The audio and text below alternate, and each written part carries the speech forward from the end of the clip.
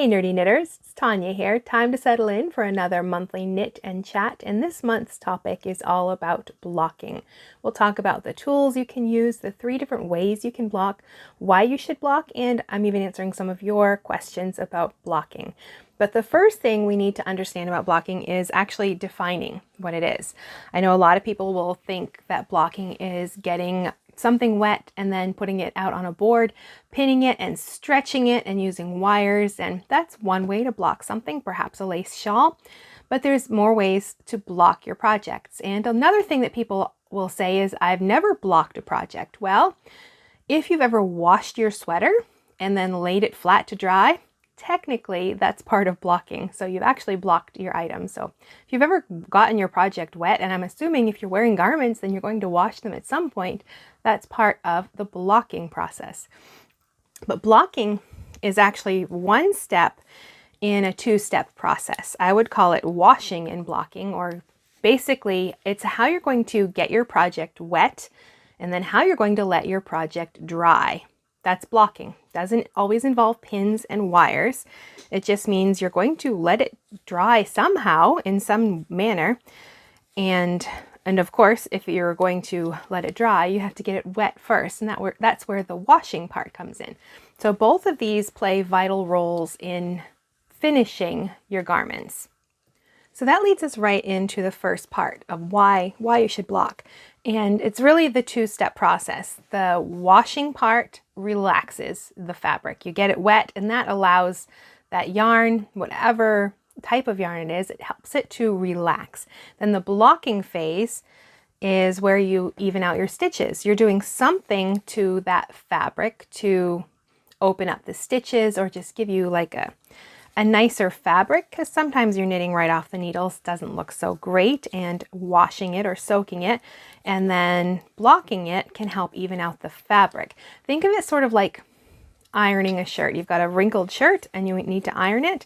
That's sort of what blocking does to your knitting. You're not really ironing our knitting, but the washing and blocking process can help smooth things out. And blocking can also give you nice straight edges if you're going to sew a garment together. Sometimes it's nice to get them soaked first, those pieces, and then pin them out so the edges are really straight and flat, and then it makes it sewing it up much easier. And also for projects that are going to be flat pieces anyway, like shawls or scarves, you might want to block them so you get nice straight edges. Blocking can also slightly adjust the finished shape of a piece. Now, I know a lot of people will say, oh, you can block it larger, stretch it right out, and you can get a larger sweater if you've knit something too small. Well, maybe, but usually knitted fabric is going to be the size that you knit it. The one difference with that would be like superwash wool, which is a little more slippery, so it does tend to grow, or plant fibers, because they're not elastic, they can stretch out. But to use blocking to take a sweater and make it another size is not ideal. It's better to knit the size you want or rip it out and fix it so it's going to be the size you want. But blocking can slightly adjust the size of things depending on the stitch pattern as well. If it's something with a lot of lace and yarn overs, then you'll be able to stretch that quite a lot. But something with cables, you probably wouldn't want to stretch too much anyway, or you'd lose the definition in your cables. So those are the reasons that we would want to block something, to even out our fabric, to just give it a nice finishing look. It really does finish things nicely. And if you want straight edges, it's good for that, or to change the shape slightly of your final garment. So now that we know the whys, you want to think about a few different things when you're blocking. You want to think about the yarn that you're using, and the project that you've knit, and the stitch patterns that are involved. So for example, if you've knit a lace shawl in like a 2-ply fingering wool yarn, wool loves water, it will soak it right up. Don't agitate or make it hot though, or you'll felt it. So you would soak that shawl, then you could squeeze out the excess water, and because it's lace, you really want to open it up. So you would use pins or wires and really stretch that to open it. But say it's a hat with cables. You don't want to do any of those things to that. Perhaps you would still soak it because it might be a wool hat, but you're not going to stretch that out and pin it for all it's worth, because your hat would be out of shape and you'd flatten out your stitch pattern, your cables. You want cables to keep that texture and that raised relief that you get on a hat. So you might just lay it flat to dry, or you could blow up a balloon and put it on the balloon to dry to give it a little bit of shape, but that's not really necessary. Or if you have like a hat form, then you could use that as well. So you want to think of those things, the yarn that you're using. And usually, I mean, all of your yarns are going to come with some sort of care instructions. That's your first step about how it should be cared for. And then you want to think about the garment that you've knit and how that type of garment should be blocked, and also the stitch patterns involved. So things with yarn overs, generally you want to open them up. You want to stretch them out a little bit even, to get some open up those stitches. But textured stitches, you probably don't want to do that. Things like knit and purl combinations or cables or brioche, you generally don't want to stretch them out for all they're worth. You want to maintain that texture. So those are what you want to think of when you're blocking: the yarn, the stitch patterns, and the project itself. And all of those play a part in how you're going to take care of washing and blocking that project. So that leads us to our next part of this conversation, the 3 different ways that you can wash and block. Well, this is the washing step. The 3 different ways you can get that project wet, basically. So obviously the first one is going to be wet blocking. We're all familiar with that. If you have ever put your sweater on like a delicate cycle in your washing machine, I have a delicate cycle or a hand wash cycle that doesn't agitate at all. It sort of just sits there in the water, and I can leave the lid open and let it soak if I want to, and then it just spins it out, so it's almost pretty much dry depending on the fiber, so I can lay it out and it can finish drying. Or if you've ever put your garment in a basin of cool, lukewarm, even hot water, don't agitate it though. If it's a combination of the heat and the agitation that will felt your wool projects. But it's okay to use hot water, just don't agitate the fibers. So if you ever put your garment in a basin of water with a little wool wash maybe, or even hair conditioner or mild shampoo, and you've let it soaked or maybe rubbed it little stains if there are any on there, and then you rinse it, you drain it, you squeeze out the water, perhaps you roll it up in a towel and squeeze out as much water as possible. So that's the washing phase of the wet blocking. And then from that point, you would decide how that thing needs to be dried. And you'll probably just want to lay it flat on a towel, or even a garbage bag works. Or I have a wire mesh hanger that I can hang over the shower curtain rod in the bathroom. So I usually I lay my sweaters on that, and they can dry from underneath as well. So sometimes if it's on a towel and it's very wet, then it takes a while for it to dry and it can start to smell funky. But that's the wet blocking part. Like, you're fully submerging and soaking that garment. And most of the time, almost every fiber would benefit getting fully wet. The one drawback or one caveat would be something like perhaps a cotton. You don't really want to soak it because that one gets really stretched out when it gets wet. But usually if they're for garments, it's going to be machine washable anyway, but you're not really soaking it. I'm thinking like if you're soaking it for like half an hour in a basin of water, you wouldn't really want to do that with cotton. Pretty much all other fibers though would be absolutely fine, especially animal fibers. They're all animal hairs, so you can treat them like hair pretty much. Linen loves a good soak because that really softens it up. But of course there's like novelty yarns. You'll want to be careful with those. And even acrylic, a good soaking before you do the machine wash, the soaking can help a little bit even out those stitches. Something to test. I have done a blocking test, and I did discover that giving the sweater a nice soak before I let the machine finish on well, even still the delicate cycle, because it's hand knits, I like to be a little careful with them, then that still worked really well too. So getting something fully wet, allowing those fibers, like allowing that water to really work its way into the fibers, and that helps those stitches relax. So when you get to the next stage of letting it dry, then you can shape it and you'll get a nice even fabric. So that is the wet blocking, like you're fully submerging your project, and then you're going to squeeze out as much water as possible, and then you're going to lay it out to dry. And Of course, you can use pins and wires to shape it, or even if I'm doing a sweater and I know I have to sew it up, I will pin it out to like the measurements I know it's supposed to be. And then I can sew it after it's completely dry. So then we have, the next one would be spray blocking. Now this one, of course, instead of fully submerging and soaking, you're going to be spraying it with water. So generally what you would do is lay that garment or accessory, whatever it is, you want to lay it out on a towel, blocking mat, garbage bag, anything really, and use a spray bottle. You can put cool, lukewarm water in it, even put a little like no rinse wool wash, because that will help relax the fibers as well. And liberally spray the project to get it wet. Now, if it's something that's curling up or it's got lace or something like that, I'll use pins to pin out those pieces that I really want to open up or to straighten out before I spray. Now, you would want to spray it until it's very wet. And if I've used pins, I will like take a towel after and sort of make sure the pins aren't wet. I don't want them to, I usually get rust proof pins, so I shouldn't have a problem, but I don't want to take any chances either. So if those pins are wet, I do sort of remove some of that excess water at least.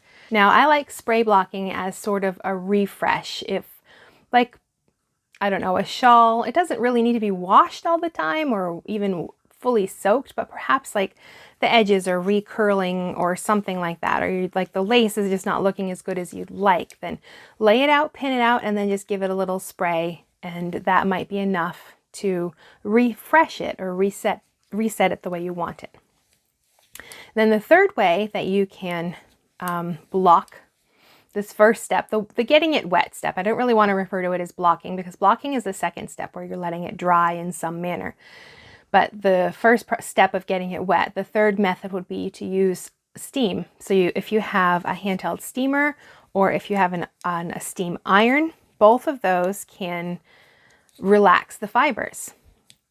So you would lay your project flat, pin it if you want to, if you feel that's a necessary step, and then you can use your handheld steamer or your iron. Don't press it right against your knitting, but just hold it sort of like an inch or so above and sort of hover above there and let that steam soak down into the fibers and relax the fibers. Now, you can do this if the project is dry, which is what I would generally do. Like, the steaming is also another way to refresh something. Like say you have a sweater, it just needs to be refreshed a bit. You don't really want to do a full soak and lay it flat to dry. You just want to give it a light steam. I like this. I've got one like t-shirt style sweater that I wear in the summer that has lace at the sleeve, the end of the sleeves, and then at the hem. But so after I wash the sweater and I've let it dry, the lace doesn't look so great. So I will like sort of stretch that out a bit, and I'll just take the steamer to it just to open up the lace right along the edges. Give it that little refresh. So those are our three ways that we can get a project wet. You can get it completely submerged and soaking in water. You can lay it out and spray it, or you can steam it. Both of those two, the spraying and the steaming, are great for refreshing your projects. And one more caveat sort of here is I would always check the yarn label first, and most of the time it's going to tell you that you can wash it, get it wet in some manner. But if you're not sure about the steam, then you could always knit a little swatch and test it. The spraying should be fine. If the label says that you can wash the project, then you should definitely be able to spray it as well. But the steaming, you might want to check on that just to make sure. Most animal fibers, it's going to be absolutely fine for them. Plant fibers as well. Cotton might actually do really well with steam because it's not like being completely soaked in water. So I think it would probably be okay. Other plant fibers, I think, as well. Fuzzy yarns, I'm not so sure, but maybe spray those instead of steam. I don't know. I can't remember now. I've created a whole printable that walks you through the 3 different ways to block, and then like a list of which methods for which fibers. But in most cases, you're going to wash your garments anyway, so that wet blocking should absolutely be fine for it. And the other 2 are things that you can test and use when you want to refresh things. Then, of course, there are lots of tools that you can use. But before we discuss those, if you're finding this video helpful, I would really appreciate it if you'd give it a thumbs up so it can reach more knitters. And if you've got any thoughts about blocking, and washing and all of those, the process of finishing your knits and caring for your knits, I would love to know your tips and your advice. So be sure to leave a comment and share your thoughts below as well. So tools, of course, you want the basics. You need something, some sort of flat surface to put your items on, whether that's a bed, a table, even the floor. Shut the door so the animals stay out of and away from your wet garments. And then you'll need towels or even garbage bags. I know people use garbage bags as well, and because they don't absorb any water at all, so your things can actually dry more quickly. I've never done that before though. I have like these cotton towels that I use, potato sack towels. Like they don't absorb a ton of water. They sort of just protect my mats. And I don't even have like professional blocking mats. I just have like those kids puzzle play mat pieces that I picked up at the local dollar store, and those work just fine. And I do have rust proof pins, and there's things like knit blockers and lace wires. I have those too, and I do use them on occasion when I'm doing shawls or things when I want really straight edges. And then of course you want a basin to wet block, and then a handheld steamer or an iron and a spray bottle, and those will cover all of your methods for getting things wet. And then there's things like sock blockers, which are nice to have, but they're certainly not essential. So there's lots of tools you can accumulate, and you'll find a list of those in that free printable that you can download. You'll find a link down below. Oh, and another nice thing to have is a wool wash. I like a no rinse wool wash, so you don't have to keep rinsing your project, especially for sweaters. Can take a lot of time and water to get all of the soap rinsed out if you're using, but if you don't want to use wool wash, you can use like hair conditioner even, or a mild shampoo. Anything like that would work on any wool or other animal fur or animal hair. Is basically hair, so you could treat it like you would your hair.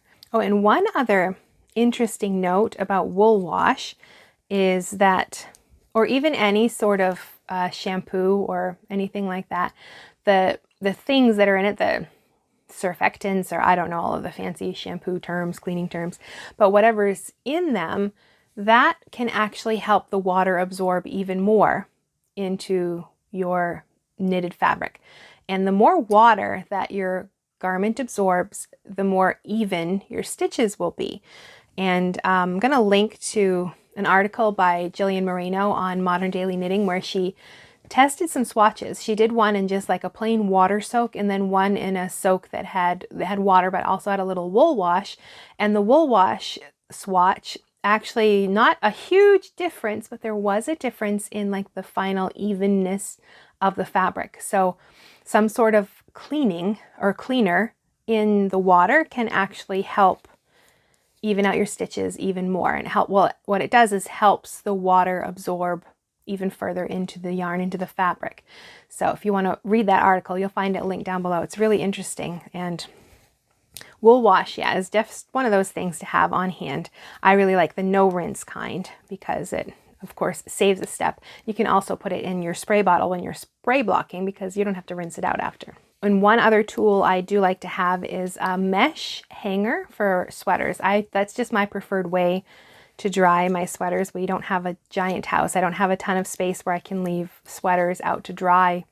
So I have a mesh sweater hanger. I can hang it over the shower curtain in the bathroom, or I've got like, well, the little laundry closet in the bathroom that it fits in there as well, and I put it sort of hang it right above the washer and dryer so it's not in anybody's way. I'll link to the one that I have down below. It's from Knit Picks and it's a really nice size. It's a long oval. I could fit 2 sweaters at once. They do have a smaller circular one. I think I might get that one as well for when I don't want to pull out the giant one that really does take up a lot of space. But even with all those tools, really all you need is a sink and mild shampoo and pins at the most, and that would be plenty. Towels, of course, to help you dry or block and wash and block your projects. There's no reason to buy all of these specialty tools, but they can be nice to have and pretty convenient, especially if you're an avid knitter and you've got lots of knitting projects you're going to have to wash and block. So I also asked if you had any questions about blocking, and we had some great ones, so we're going to address those right now as well. The first one is from Gina. Do you have to block after every wash? So now that we've defined what washing and blocking is, after the initial soak and block, your fabric will be nice and even. So you don't really have to do it to even out your fabric again. When you will want to reblock really depends on those three things we talked about: the yarn, the stitch pattern, and the project. The yarn, not so much. That initial soak and drying will help even out the fabric, so that's not necessary. But then you'll want to consider your stitch pattern. If you're getting a sweater that has lots of lace all over it, after you've washed that, you're not probably just going to want to leave it flat to dry. You want to open up that lace, so you will want to stretch it out and pin it a little bit to open that up. A cable sweater, on the other hand, you'll do just the opposite. You will lay it flat to dry, and you might actually push those cables together to make sure they stand out really nicely and they look really nice while they're drying. But it really depends on the project itself. Then the next question is, what natural wool wash or soak do you prefer? I really don't have a preference. I will use a hair conditioner in a pinch. I do have some soak, and I really like that. I'm pretty sure Eucalypt and soak are both like eco-friendly. I'm not sure how natural the ingredients are, but I think they're fairly natural ingredients and biodegradable. So those are both really nice. And if you can get the kinds that are no rinse, then that's just really convenient, because then you don't have to worry about getting all the soap out of your garment and keep changing the water, and you're just wasting more water. So the no rinse ones are really nice. But Eucalypt and soak, I know, those are the only two I really know of. I'm sure there's more. I don't know about them. So if you have a recommendation for a good natural wool wash, then leave a comment and tell us about it. Then Debbie's question, are there types of knits and yarns where blocking should be limited, like delicate yarns? And should blocking always aspire to stretch the fabric out or loosen or flatten it? And what about shaping? Should blocking a hat take place on a round form? So lots of questions there, Debbie. First of all, with the delicate yarns, first thing I would do would be to check the label itself, and it will tell you how that yarn should be taken care of. And this is when it's nice to learn about different fibers and the properties of those fibers. Like cotton will soak up a lot of water, but then it gets very weak when it's wet. So you don't really want it to soak too much. But most of the time you'll see that cottons are machine washable, but you're not really soaking them. You're just going to wash them and dry them. Silk is the same. It can get very fragile when it's wet. So that's something you want to be very careful of. You can wet block it, but you want to do it very, very carefully. And I would probably just maybe lightly steam it instead. But I like silk in a blend when it's in with other fibers, because then it's at least a little easier to care for.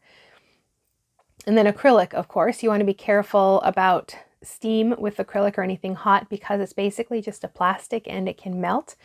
So you can definitely, it's very easy to melt it. I steamed a swatch, and it was very easy, like to flatten out those fibers. And a lot of people refer to that as killing the fibers, because I mean, once you flattened them out, there's no going back. It's going to keep that shape.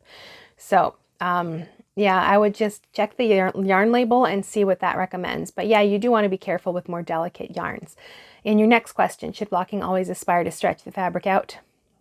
No, of course not. That just depends on the project itself. A lace shawl, yes, you probably want to stretch that out so you can open up the lace. Cables, no, you don't want to stretch them out, because you don't want flat cables. You want them to have you want them to pop, basically, or things like baubles or texture, brioche even. You don't want to stretch out brioche, or you lose that squishiness factor. So it really depends on the stitch pattern that you're using in that regard, and the project too. And then your last question about shaping, should blocking a hat take place on a round form? No, not necessarily. I don't use blocking forms for any of my projects. I will use a balloon on occasion, or if I've knit a tam, then I might put a dinner plate in there to get that nice shape. But no, not even sock blockers. I don't really like those either. I don't want my socks to be stretched out. I think that's kind of weird. But sock blockers are nice in pictures on Instagram and for showing off like the stitch patterns on a sock, but to actually put my socks on them after I've washed them, no. So I don't think blocking forms or necessary at all. They can. And that leads to the next question from Beep Bop Boop. How do people find the space? And they find it wherever they can. I've used my bed, the dining room table if I can get everything cleared off, even the floor. That one is a bit hard to do because we have a dog and she's in all of the rooms and we have sort of an open floor plan. So the biggest floor space would be in the living room, and there's no way to keep her out of the living room. So that wouldn't work for me. So I do use my bed a lot I put the blocking mats out on it and then towels on top of that, and then put my project right there. The next question is from Holly. Is blocking a sweater necessary or difficult? And do I need special pins or detergent? Well, the blocking part, if we refer back to the beginning, we're washing and blocking. You're going to want to wash that sweater at some point. And if you mean blocking is stretching it out and pinning it, no, you don't have to do that at all. You never really, unless you want to stretch it out and pin it to open up the fabric or some lace or anything like that. So pins aren't necessary. And no, it's not difficult. It's the same as hand washing anything else that you would hand wash. You would hand wash it, lay it flat to dry. It's really very simple. The only thing it would be, you do want a special detergent, either a wool wash or a mild baby shampoo or even hair conditioner. I like hair conditioner if it's a scratchy yarn to try to soften it up a little bit, but nothing special about that. You can find shampoo and conditioner anywhere. And then Michelle had a question too. Which issues will blocking take care of? So like we've discussed before, blocking will even out the fabric and it can create straight edges, and it will open up lace or make your stitches really pop, like cables and textured patterns. You're not going to stretch them out. You're actually going to push them together to keep that texture. But that's just part of how you're going to let the project dry, depending on the stitch patterns you've used. Now, it will not make a big difference in the size. You cannot take a sweater that you've knit in a size small and expect it to become a size large. Like, you can stretch it out to a point, but that fabric is going to go back to its natural shape. The only caveat here would be like a superwash yarn. Those tend to grow because they are very slippery fibers, and things like plant fibers because they're generally inelastic and don't have much bounce back, so they can tend to grow because they're heavy as well. So the combination of heavy and not elastic, they can grow. But to actually do it on purpose, you can't really do that with blocking. You can to a point. And that's something I discovered when I was doing my test for swatching, blocking acrylic yarns. I did the 3 methods to see which one would work the best for acrylic, because acrylics are machine washable and dryable, but sometimes they just don't look that great. And I wondered if there was a way to improve the look. And I discovered that giving it a soak first, letting the garment just soak in the washing machine. I left the lid up, let it soak for half an hour before running it through the cycle and then drying it. That soak helped the water go down further into the yarn, I guess, because acrylics are naturally water resistant. So that's where you can get, like, sometimes they'll hold on to smells, or it's hard to get out stains because they're resisting the water. You use the water to help clean them, but those fibers don't want the water being absorbed into them. So sometimes a soaking to give that water some time to get into the fibers can help relax. That's one of the things I discovered. And I also discovered I soaked a swatch and then I pinned it out, but I stretched it out as much as possible. And what I found is that the edges looked awful because they were all, like, you could see, like, the pins had really pulled out those edges. But the fabric itself was like super nice, really, really nice fabric. So stretching it to a point can help even out the fabric as well. So now you know the basics of blocking, and you can apply these principles to your future knitting projects. And if you want to refer to these again, I've got a free printable that you can download. The link is right down below. It talks about all these different ways to block, why you would want to block, and when you would use each different method. And I go into a little bit about the types of blocking methods you can use depending on the fibers that are in your knitting projects as well. So you can click down below to get that resource. And also, if you'd like to see what I discovered about blocking acrylic yarn, I'll put a video right here. I knit up a bunch of swatches and tested all these different methods on acrylic to see which one would work the best. So click right there, and I'll see you in the next video.